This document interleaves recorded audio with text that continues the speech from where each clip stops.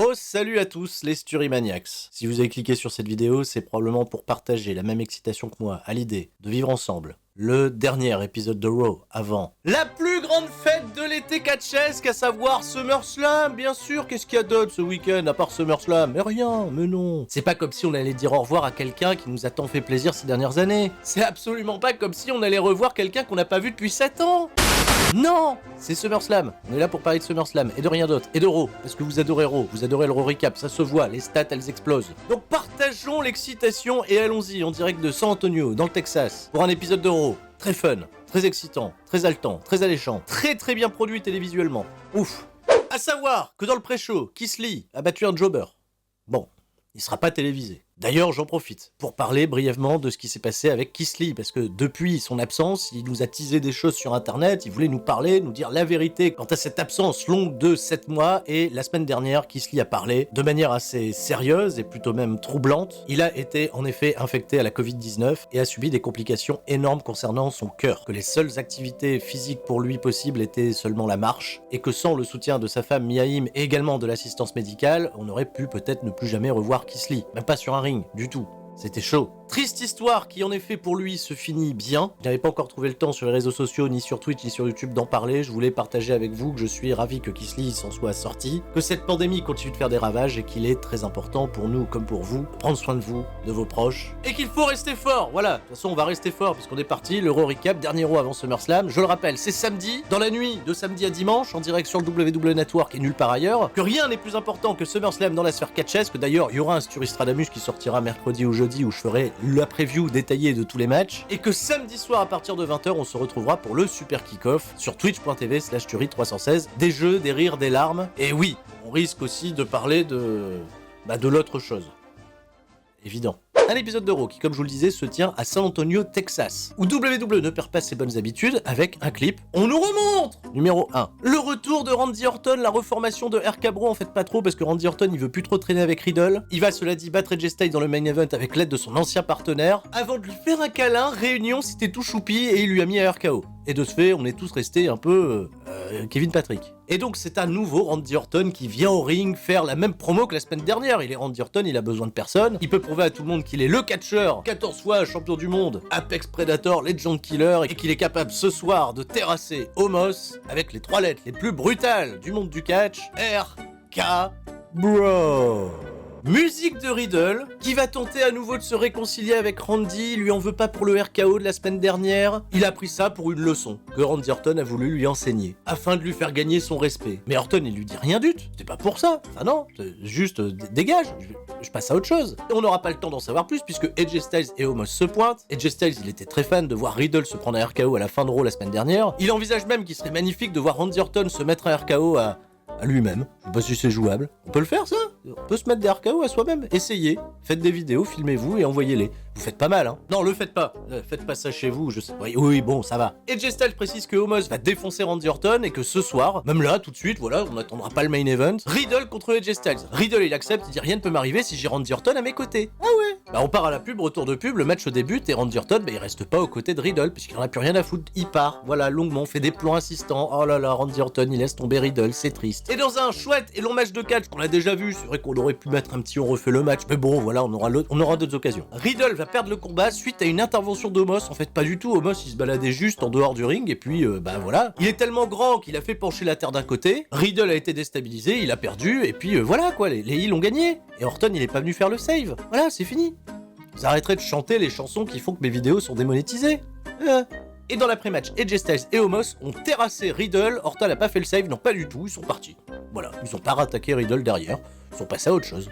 Bon, prochain segment. On nous remonte numéro 2. L'intervention de Charlotte Flair dans le combat qui opposait Rhea Ripley à Nikki Ash. Yogi Charlotte, elle était pas contente, elle a fait passer un message, donc cette semaine, bah on... Enfin, le match! Nikki Ash en interview avec Sarah Schreiber, elle est toujours aussi enthousiaste à l'idée de refaire un match qu'elle a pas pu terminer la semaine dernière. Elle part au ring pendant ce temps-là, on nous remonte! Numéro 3. Ce qui s'est passé dans le premier segment de la soirée entre Omos, Riddle, AJ Styles, Riddle, Orton qui veut plus faire copain-copain, Omos qui fait pencher la terre, et on retrouve backstage un Riddle tout triste avec sa trottinette. Il est interviewé par Kevin Portois. Quoi? Non mais qu'est-ce que c'est que cette arrivée? Le mec il est arrivé en crabe. Portois il fait des blagues. Il est arrivé comme ça de côté en se déplaçant, il m'a fait flipper. Riddle nous dit qu'il est tout triste et même si Orton il veut pas de son aide dans son match face à Omos, il sera quand même là pour couvrir ses arrières. Une situation qui nous déchire le cœur et bien entendu qui remplit de peine notre bon ami Kevin Pantois de WWE Fan Axel. Oh. Bon et Nikki H, ça fait 2 heures qu'elle attend dans le ring, Rhea Ripley elle fait son entrée. Le match a pas le temps de débuter parce que Charlotte Flair en provenance de la AAA, elle va venir à la table des commentateurs. Quoi vous savez pas? Si, Charlotte Flair, les portes interdites de WWE, ça y est, elle était backstage à la AAA pour assister au match de son fiancé Andrade contre Kenny Omega, avec son père Ric Flair qui est venu bosser gratos et mettre des atémis, voilà, elle voulait pas rater ça. Porte interdite, et ouais. 8 minutes 20 d'un match plutôt décent mais qui va pas embarquer la foule outre mesure. Heureusement qu'il y a Charlotte Flair aux commentaires pour nous dire moi je suis pas une presque reine, je suis pas une presque championne, je suis Charlotte Flair, qu'est-ce que c'est que ces meufs? Et Rhea Ripley elle va battre au plus grand des calmes la championne 1, 2, 3. Et Nikki H, grosse babyface, frustrée par sa défaite, elle va aller attaquer Charlotte Flair sans raison à l'extérieur du ring.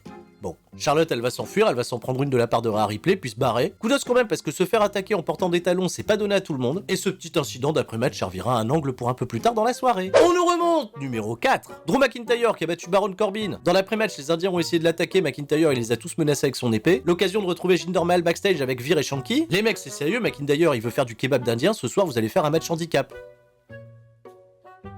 Bon on l'a déjà vu.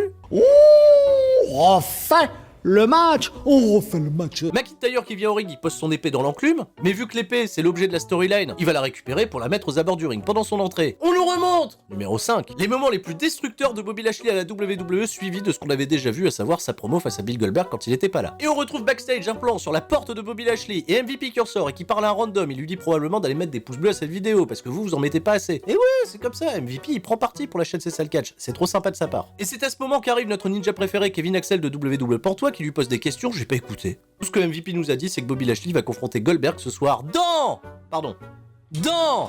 le dernier angle de la soirée. McIntyre, ça fait 2 promos et une pub qu'il attend au ring. À un moment, j'aimerais savoir moi ce qu'ils font les catcheurs pendant qu'il y a tout ça. Tu vois, on nous casse le rythme, alors ils font quoi? Ils font une marelle? Ils jouent avec l'arbitre aux cartes? Je sais pas. Les Indiens arrivent et on découvre que Jinder Mahal affrontera Drew McIntyre à SummerSlam. Bon, on n'y échappera pas. Et on est parti, match par équipe sans intérêt, 3 minutes 30, où Drew McIntyre a remporté la victoire facilement avec un Claymore Kick. Dans l'après-match, Jinder Mahal, il a dit à Veer, vas-y, va chercher l'épée de McIntyre. McIntyre, il a récupéré son épée, il a menacé encore tout le monde avec. Mais il découpera personne. Voilà, on va attendre SummerSlam pour découper Jinder Mahal. Si la storyline, elle est aussi prenante, c'est pour qu'on voit Jinder Mahal se faire tailler en bavette. J'espère. En tout cas, vous nous teasez ça, si ça se fait pas, je démissionne. Backstage, je retrouve Sonya Deville et Adam Pearce qui sont alpagués par la chouineuse, Charlotte Flair. Bah oui, elle pleure. Elle est pas contente. Bon, elle pleure pas vraiment. Mais vous vous rendez compte? C'est inadmissible. J'étais juste venu pour commenter, je me fais attaquer par Nikki H, puis par Rhea Ripley. Il faut impérativement réparer le préjudice. Sonya Deville, elle a une idée. Charlotte Flair, trouve-toi une partenaire, t'affronteras Rhea Ripley et Nikki H dans un match tag. Charlotte Flair, ça la fait chier parce que elle ouvre les portes interdites. Elle aimerait être mieux considérée, mais Sonya Deville, elle lui dit non. C'est ça ou rien. Sinon, tu rentres chez toi. Bah, rentre chez toi. Bon, elle va quand même se trouver une partenaire et on découvrira qui c'est un petit peu plus tard dans la soirée. John Morrison, il vient au ring pour nous présenter son nouveau talk show, Mosh TV. Ouais, la télévision humide, en parodiant un petit peu le concept de Miss TV. Mais justement, le premier invité, ça sera le Miz. Mais pourquoi un tel segment, toi qui découvres le catch cette semaine et qui n'as jamais regardé un épisode de Raw de ta vie? Eh ben on nous remonte. Numéro 6. Que la semaine dernière, le Miz en fauteuil roulant a arrosé Damien Priest, c'était aussi efficace qu'un Pokémon eau essayant d'abattre un Pokémon feu?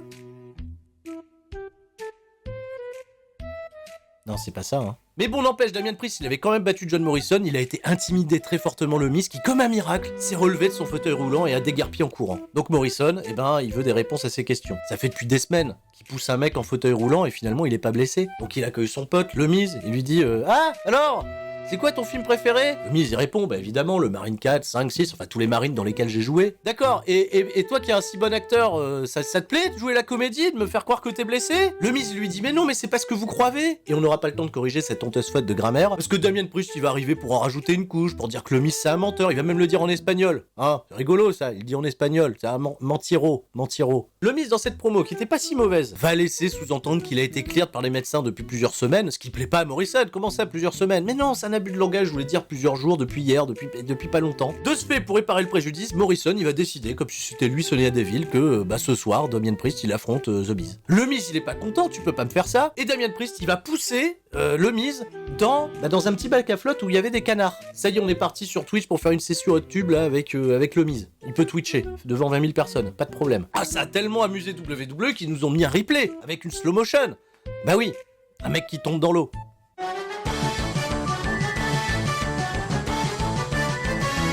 Miss Damien Priest, 2002 matchs, pas une seconde de plus, et une victoire de Damien Priest avec un Brogue Kick. Oui, parce qu'il y a Sheamus qui était venu à la tête des commentateurs. Comme ça a permis de faire une petite provocation supplémentaire. Pendant ce temps-là, John Morrison, il a pas voulu aider le Miz, rentrant backstage et le laissant à sa merci. Peut-être un split entre Miz et Morrison. Prochain segment, on nous remontre. Numéro 24, Lily, qui fait des clins d'œil à Doudrop la semaine dernière. Et de ce fait, Alexa Bliss, elle avait remporté la victoire avec un roll-up. Eva Marie, backstage, elle est pas contente parce que Doudrop, elle se laisse déconcentrer par des clins d'œil d'une poupée. Ça n'existe pas, une poupée, elle peut pas faire des clins d'œil. C'est toi, Doudrop, qui a des hallucinations. Mais pas que Doudrop. Bah enfin, mais toutes les personnes qui ont vu le segment à la télévision ou sur les écrans géants, ils l'ont vu. Lily, qui fait un clin d'œil. Eva Marie, elle regarde pas le produit. Elle regarde pas le show. Elle ordonne à Doudrop d'aller capturer Lily. Peut-être qu'elle va exiger une rançon. Je sais pas. Bah oui, Alexa Playground un petit peu après. D'ailleurs, ils nous ont teasé Alexa Playground dans un instant avec Lily et Alexa Bliss. On part à la pub, retour de pub, on nous remonte. Numéro 37, John Morrison qui abandonne le Miz pendant son match, on retrouve le Miz et Morrison backstage. Mec, t'es sérieux, tu m'as laissé tomber? Ouais, mais toi tu m'as menti sur ta blessure, bah tu sais quoi, ça fait un partout, la balle au centre, et maintenant on est recopains, et on va faire quelque chose de grandiose pour SummerSlam. Bon, grandiose, ils feront peut-être un match dans le pré-show contre le New Day, qui discrètement sont passés en arrière-plan pour promouvoir leur nouveau t-shirt. Alexa Bliss, avec Lily, dans le playground. Elle savait que Doudrop allait venir. Pourquoi? Parce qu'elle regarde l'émission. Doudrop, elle va tenter de prendre Lily, elle va la regarder, nous on va pas voir ce qui se passe, mais visiblement Doudrop, elle a été très perturbée. Elle a remis Lily soigneusement à Alexa Bliss, et elle est partie. Et Alexa Bliss, elle a souri, on sait pas. Pendant ce temps-là, dans le ring, parce que c'est quand même un show de catch, on veut voir des combats. Mace? De Mace et T-Bar? Peut-être pour un nouveau programme? Pas du tout, il va affronter Mansour. Pourquoi? Parce qu'on nous remonte. Pour la 61e fois. La victoire de T-Bar sur Ali en à peu près 3 minutes, mais dans cette logique de booking 50-50, il était évident que Mansour allait battre Mace cette semaine. Comment à ton avis? Avec un roll-up. Un roll-up assisté. C'est d'ailleurs un roll-up qui survient après un autre roll-up qui avait tenté Mace sur Mansour, mais Ali il a mis un dropkick et de ce fait Mansour il a remporté la victoire avec un roll-up, succession de roll-up, trop de roll-up dans cette soirée. Non pas du tout, parce que c'est le premier. Tu sais quoi, il mérite même pas son jingle. D'ailleurs, comment ça se fait que l'arbitre est pas disqualifié? Il l'a pas vu? Vous êtes sûr? Il l'a pas vu? Un programme qui prendra certainement fin le 21 octobre en Arabie Saoudite. D'ici là, on va s'en bouffer un match de 2 minutes, 3 minutes. 30 joules, nous voici! Backstage, Omos et AJ Styles, ils sont ravis de voir que Orton, il a abandonné Riddle et que ce soir, Omos va terrasser le Legend Killer. D'ailleurs, c'est lui qu'on appellera le nouveau Legend Killer. Alors que AJ Styles, qui a battu Riddle, lui, on va l'appeler le Moron Killer. Oui, je vous l'ai dit. Randy le génie, Riddle l'abruti. Bon. Ils partent pour leur combat, Sarah Schreiber, elle a le droit à sa petite pantoiserie. Bah elle aussi, pourquoi ce serait toujours pour les mêmes? Orton fait son entrée, elle est suffisamment longue pour nous rappeler que ce soir, dans le dernier segment de la soirée, entrée d'Omos pendant laquelle on nous remonte, pour la 97e fois, Orton qui refuse d'être dans le coin de Riddle et AJ Styles qui bat Riddle dans le premier match de la soirée. Omos contre Randy Orton. Oh bordel, le casse-tête. Comment tu peux écrire correctement un combat entre un géant protégé par WWE qui n'a jamais pris le moindre bump dans sa carrière contre le Legend Killer 14 fois champion du monde qui revient après 7 semaines d'absence? Eh ben c'est facile, on est à la WWE après que Omos il ait dominé l'intégralité du combat. AJ Styles il a rien trouvé de plus intelligent que de mettre un coup de pied à Randy Orton sous les yeux de l'arbitre pour qu'il y ait une disqualification. Et tout le monde, reste fort! Omos, officiellement il a perdu le match mais il s'en branle. Parce que lui et Styles ils vont continuer de poutrer Randy Orton jusqu'à ce que Riddle fasse le save et que Omos décide de récupérer Styles sur son épaule et de se barrer backstage. Pendant ce temps-là, Orton et Riddle, oui, ils vont se réconcilier. C'est pas beau?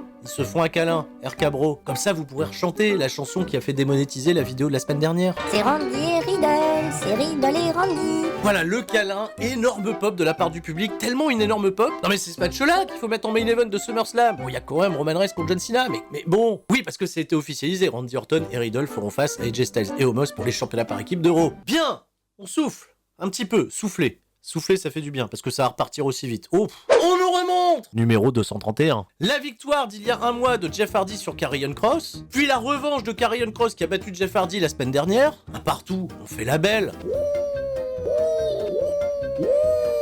Enfin, le match, on refait le match, donc... Jeff Hardy avec son maquillage, on sait pas si ses yeux ils sont ouverts ou pas, bref. Il est interrompu par votre ninja préféré, Patrick Pantois, de WWE Fan Ninja, qui arrive en crabe et qui a à peine le temps de poser une question à Jeff Hardy qui se fait déjà attaquer par Karrion Kross. On n'a pas eu le droit à notre instant pantoiserie, je suis dégoûté. Ça part à la pub, non même pas en réalité, il y a juste Karrion Kross qui fait son entrée, qui va regarder plusieurs fois derrière lui, je me suis dit, ah putain, on va peut-être avoir Scarlett. Non, rien. Surveillez juste si Jeff Hardy voulait pas se venger. Donc il a fait son entrée, on est parti à la pub, on nous remonte. Numéro 518. L'attaque de Karrion Kross sur Jeff Hardy, il y a 2 minutes de ça. Jeff Hardy fait son entrée, no more words, mais il vend la blessure, ou alors il vend son maquillage, je sais pas, c'est très bizarre la manière dont vend Jeff Hardy. Il va venir au ring, il va perdre. 50 secondes, même pas eu le temps de faire une Saito souplex, il est parti, Gilbert Bécaud slipper, 1, 2, 3, c'est terminé. Enfin, même pas 1, 2, 3, il a abandonné. Bon, il a abandonné. Donc c'est fini, ils vont refaire un match, ou Karrion Kross, ça y est, il est construit fort, j'en sais rien. Backstage, Eva Marie, Doudrop, qu'est-ce qui se passe? Tu devais ramener la poupée, t'as pas ramené la poupée, tiens, je te mets une baffe. Non mais Doudrop, elle essaye de s'expliquer, elle m'a fait des clins d'œil, elle m'a fait des têtes... On me respecte, et on respecte les fans. On va tellement être respecté qu'à SummerSlam, on va découvrir qu'on aura Eva Marie contre Alexa Bliss. Tu crois que c'est du respect, ça? Tu crois que c'est du respect, mon garçon? Mais restez avec nous, l'épisode est loin d'être terminé, puisqu'après la pub, on va voir Reginald défendre le championnat 24/7 dans un parc. Pourquoi pas? Et comme promis, on retrouve Reginald dans le parc. Il sort de sa bagnole, il fait une petite interview, il dit voilà, c'est un parc dans lequel je venais m'entraîner gamin pour faire des flips. En arrière-plan, de manière pas du tout subtile, on aperçoit un mec faire du frisbee, mais aussi R-Truth et Akira Tozawa qui ont développé des techniques de camouflage caca pour venir attaquer Reginald. Ça marche pas, Reginald il fait 2-3 acrobaties et puis se barre en bagnole, et les deux anciens champions se retrouvent totalement cons. Prochain champion 24/7, moi je vous dis, c'est Kevin Patrick. Le mec va arriver en ninja, il va faire croire qu'il fait une interview, mais en fait non, il va faire un roll-up et il va être champion. D'ailleurs, on est parti là, je veux des hashtags Kevin Pantois pour le championnat 24/7. On nous rappelle la carte de l'immense programme de cet été, SummerSlam, 10 matchs au programme. On aura l'occasion de revenir en détail sur ces combats lors du Sturis Radamus cette semaine, mercredi, jeudi, vous savez. Abonnez-vous pour ne rien louper. Rhea Ripley, elle fait son entrée pour faire équipe avec Nikki Ash contre Charlotte Flair et une partenaire qu'on connaît pas. Pendant ce temps-là, on nous remontre. Enfin non, on découvre. Mais un peu plus tôt, j'ai oublié d'en parler, on nous a remontré le clip d'Elias, perdu dans la forêt qui va brûler sa guitare. Est-ce que c'est une nouvelle guitare ou pas? Mais on avait bien compris, c'était le même clip. Là, on a un nouveau clip. Cette fois-ci, il porte une grosse plaque de marbre pour enterrer la guitare. Elias est mort, 2017-2021. Frère, c'est quoi la suite? Il va revenir, ça va être le film, on va voir flou. Nikki Ash, la championne, n'a pas le droit à son entrée, elle est déjà aux côtés de Rhea Ripley. Charlotte Flair, elle a trouvé sa partenaire, c'est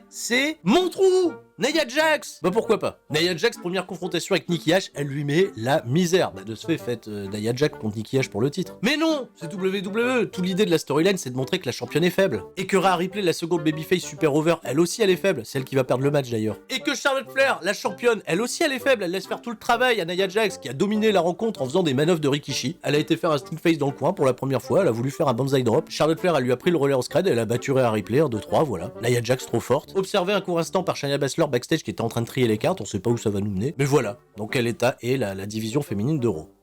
Kevin le Crabe de WWE Ninja en interview avec AJ Styles. Le mec, j'en suis sûr, on lui a dit soit plus souple sur les jambes pour paraître plus petit qu'AJ Styles, à moins qu'ils aient mis AJ Styles sur un bottin pour qu'il paraisse plus grand, j'en sais rien. C'est pour ça qu'il arrive en crabe. Il demande à AJ Styles comment tu sens le match de SummerSlam. Là, on perd du temps, hein. Ouais, on a battu Elias, on a battu les Viking Raiders, on a battu le New Day, voilà, donc personne pourra nous battre. Encore moins Mansour et Ali. Mais il a pas parlé de Mansour et Ali. Mais il regarde pas le show, il sait pas qu'il y a une nouvelle équipe qui sont en train de builder très très fort pour l'Arabie Saoudite. Ah là là. Kevin Pantois reste ninja et on est parti, le dernier segment de la soirée, voilà, quelque chose qu'on avait déjà vu. Rien de bien nouveau. Bill Goldberg il fait son entrée. Alors comme ça, vous pensez qu'on pouvait se débarrasser de moi, qu'on pouvait se débarrasser des légendes? Eh ben je vais vous dire, encore vous mettre une spire ou deux. Et surtout, si j'ai décidé de sortir de ma retraite, c'était pour cet homme, dans le public.